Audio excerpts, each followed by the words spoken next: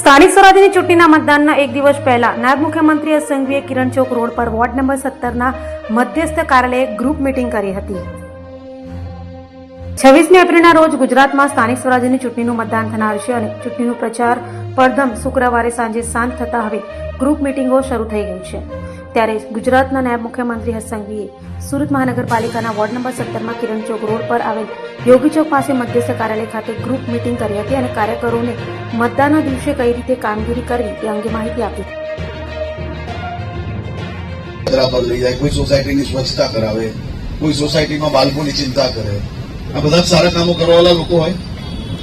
પણ દરેક સોસાયટીમાં 50 સારું કામ કરતા હોય તો 2/14 મળે કે નહીં, બધા જ કામને રોકવા આવે। જેની સોસાયટીમાં ના હોય મને કે મારી સોસાયટીમાં 1/14 નથી। હા, પણ હવે તો મને કહો તમે તો સોસાયટીમાં 14 હોય, આપણા સમાજમાં 14 હોય જ કે નથી હોતી? જ્ઞાતિમાં હોય કે નહીં?